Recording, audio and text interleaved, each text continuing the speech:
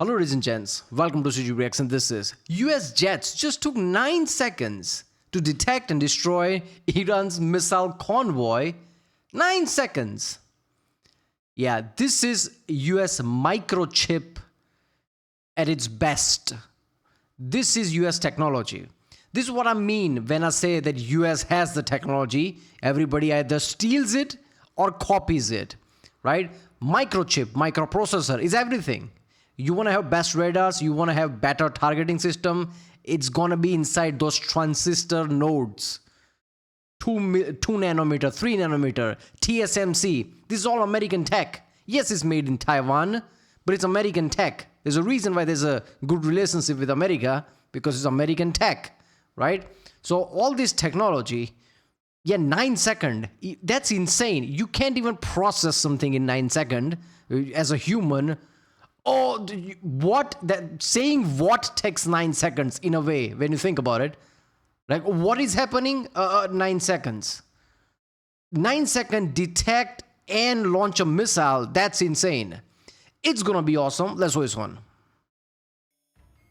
At 7:17 a.m. local time in southern Iran, 3 heavy trucks were rolling slowly along a dirt road through the desert. No radio traffic, no escort vehicles, no visible sign that this was a military convoy. From a distance, they looked exactly like the hundreds of ordinary transport runs that passed through the area every week. The men behind the wheel could not possibly have known that, for the past 40 minutes, their convoy had been under the watch of an American surveillance network. They could have been vaporized the moment they were detected, but this time, U.S. Central Command chose to hold fire and wait for them to lead the Americans back to the real hiding place. Nearly an hour earlier, a U.S. military reconnaissance satellite had picked up an unusual pattern of movement from the convoy. Space Force. The target recognition algorithm needed just 9 seconds to reach a conclusion. The size of the cargo section and the chassis structure matched almost perfectly with the database profile of a TELs system, a transporter erector launcher. This is the type of mobile launcher Iran commonly uses to deploy short-range ballistic missiles, such as the Fateh 110. In modern warfare, a TEL is the simplest way to turn a truck into a launch platform capable of striking targets hundreds of kilometers away. Iran only uses this one. The information was sent immediately to the Forward Operations Center of U.S. Central Command at Udeid Air Base in Qatar. A TEL carrying a Fateh 110 missile can strike targets at nearly 186 miles. That puts a wide range of U.S. and allied military bases in the region within reach just minutes after the launcher is erected. And a single salvo would be enough to turn a logistics hub or an airstrip into blackened, burning concrete. But the order to strike was not given right away. CENTCOM instructed its forces to continue tracking the convoy. An MQ-9 Reaper orbiting roughly 43. I heard of the stats that Iran shot down like tens, 20 or something Reaper drones, which makes sense. No conflict is without some casualties. And if America is going to risk a casualty, it's going to be a drone. So you can't really count drone as anything. Oh, look at that, Iran shot down many Reaper drones. So what? No human casualties, that don't matter. 3 miles away was ordered to change course and shadow the vehicles from an altitude above 25,000 feet. Just a few minutes later, however, the lead truck suddenly slowed down and left the main dirt road, moving into an open patch of desert. The 2 trucks behind it immediately broke formation and stopped nearly 656 feet apart, a wide enough distance to keep the entire system from being destroyed by a single blast if they were hit. Ooh. Moments later, the tarp stretched across the roof of the lead vehicle began to slide aside. In the infrared feed, a metal structure nearly 33 feet long slowly emerged from the truck bed. The hydraulic system at the rear engaged, raising the launcher frame centimeter by centimeter. That's a good touch, splitting them just far apart that one missile can't take both of them out. But what if they launch 2 missiles? They do have them.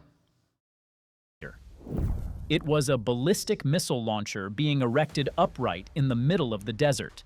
The danger point was now approaching fast, because a delay of even 1 second could mean putting any number of US and allied military bases at risk. And inside the control room in Qatar, the final command was finally given. Cleared hot. The MQ-9 Reaper immediately adjusted its flight path to place the target squarely in the center of its laser designation system. Under the UAV's wings, 2 AGM-114 Hellfire missiles had already been switched to combat-ready mode. Really? Each one was about 5.2 feet long, carrying a shaped charge warhead. Okay, I'd heard about that. I didn't know Reapers actually used Hellfires. I thought Reaper was just like reconnaissance. Don't you have Predator drones for that?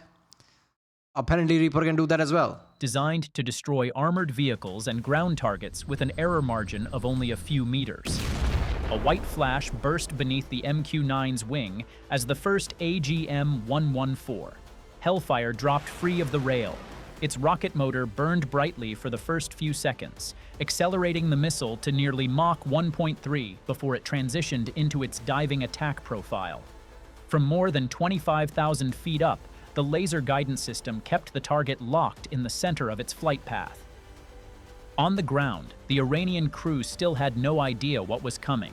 All of their attention was fixed on the hydraulic system as the launcher frame continued to rise. The Fateh 110 missile was now clearly visible. Just a few more minutes, and that missile could have been fully erected and ready to fire.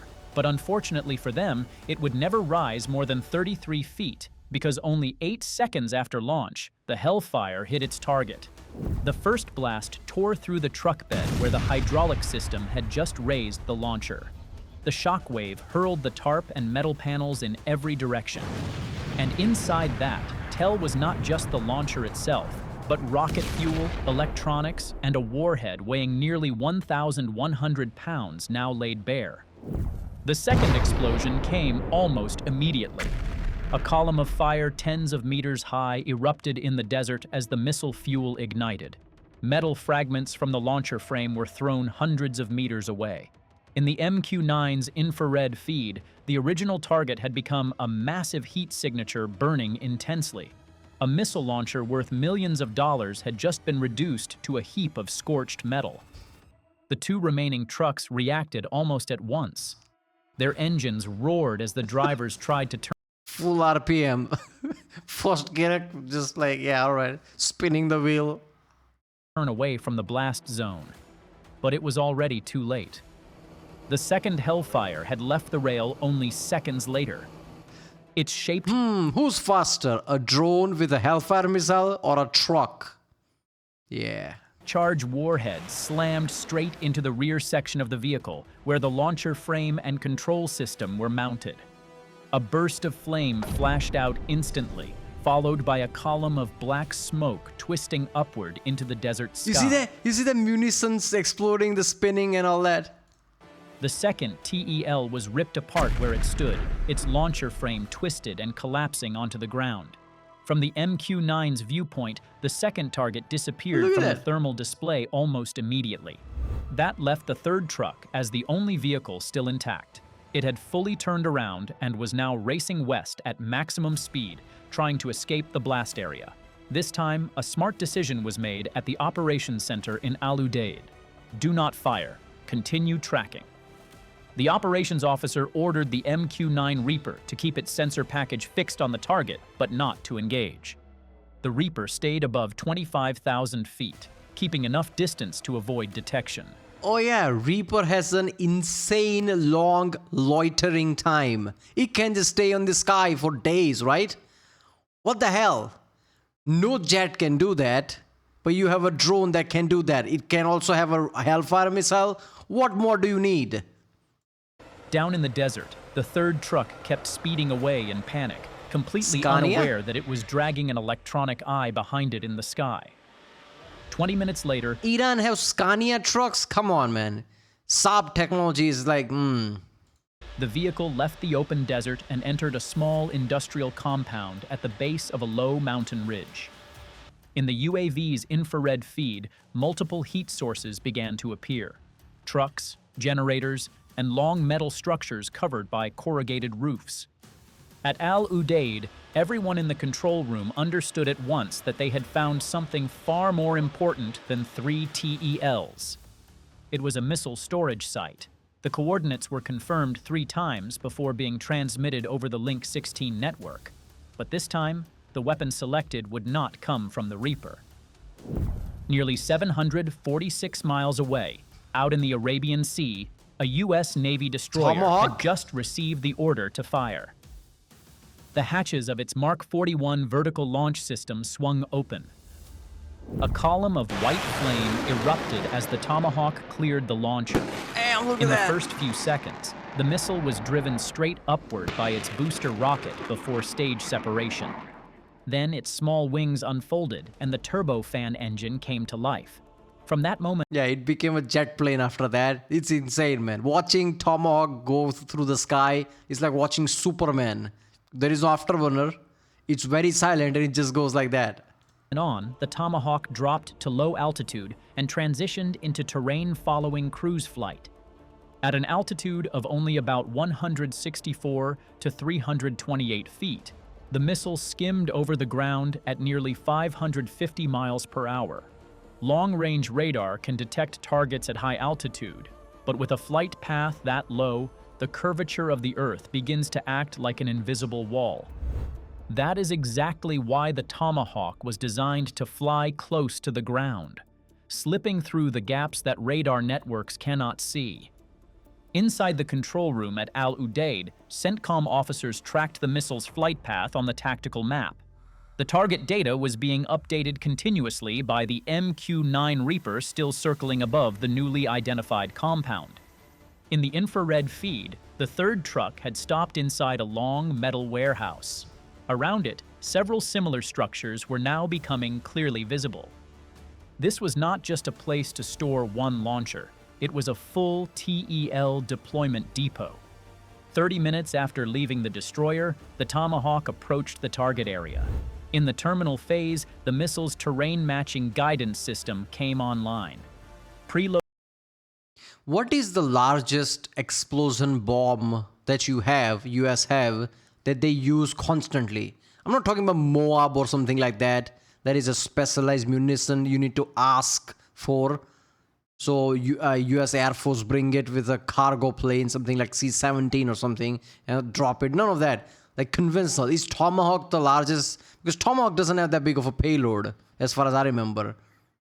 I mean, there are cruise missiles in the world that has like much bigger payload. So which one of them has the largest payload? I mean, MOP has a high payload, but it's for the bunker busting purposes, right? I don't know. USA always invests in like multiple things. So small explosion, but like uses multiple missiles to do it, like very precise. So they will probably use multiple Tomahawks. Loaded terrain imagery stored in memory was compared against the real landscape below, allowing it to make its final course corrections. On the ground, the warehouse complex remained completely quiet. The Real Iranian footage? crews had just moved the last TEL inside, believing they had escaped the strike. But overhead, an object more than 16 feet long was coming in at nearly 560 miles per hour. Just seconds later, the Tomahawk dropped lower one final time before punching straight through the metal roof of the warehouse. The explosion came almost instantly. The warhead, weighing nearly 990 pounds, penetrated the corrugated roof before detonating inside the structure. Damn! A massive fireball erupted from the center of the compound. Trucks, launchers, and equipment inside were swept into a chain reaction as missile fuel and warheads began to explode.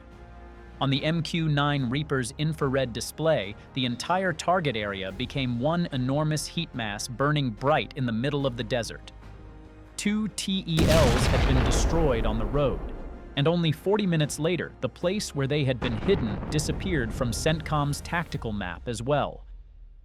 Inside the control room at Al Udeid, the tactical displays gradually stabilized as the towering heat plume over the desert began to cool little by little.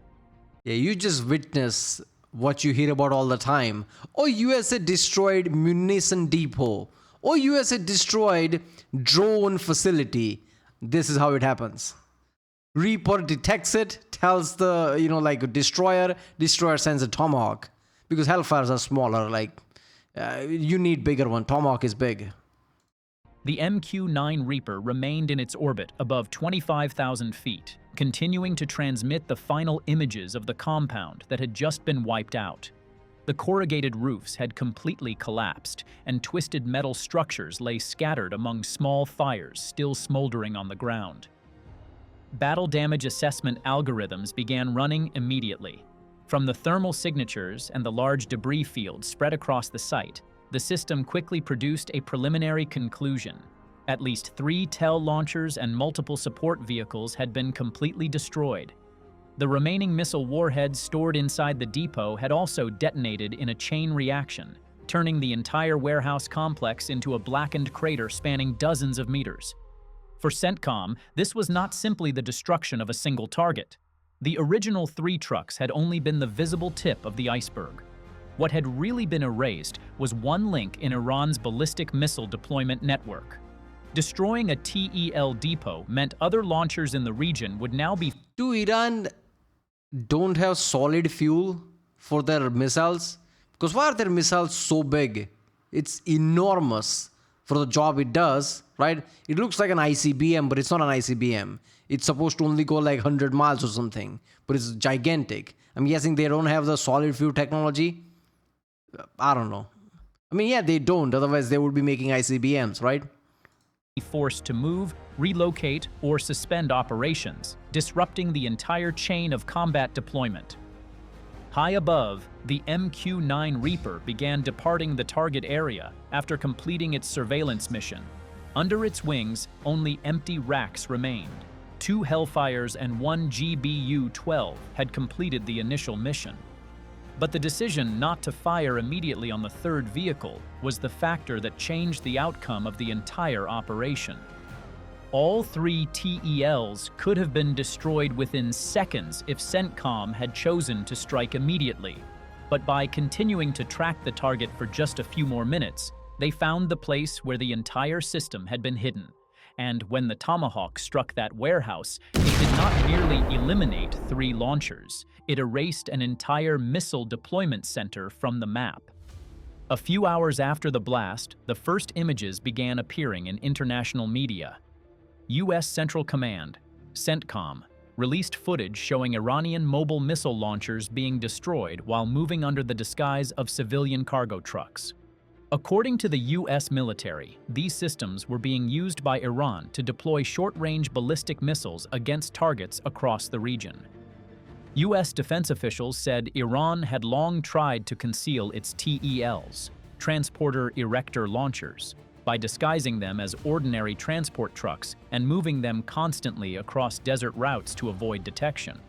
But through the combined use of reconnaissance satellites, persistent UAV surveillance, and battlefield data analysis systems, U.S. forces were still able to detect and track them over extended periods before striking. In its official statement, CENTCOM emphasized that the campaign to neutralize Iran's missile capability was still ongoing. Look, man, here's what I'm gonna say.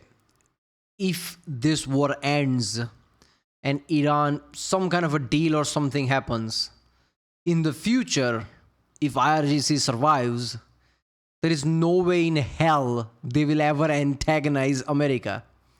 Because I think even they are surprised, because everybody knew how powerful USA is. Everybody knew how powerful USA is, but they didn't really know how powerful USA is. They just had the idea, right? So the level of decapitation USA did with Iran's military, I mean, Air Force was basically gone, where they can't even do anything.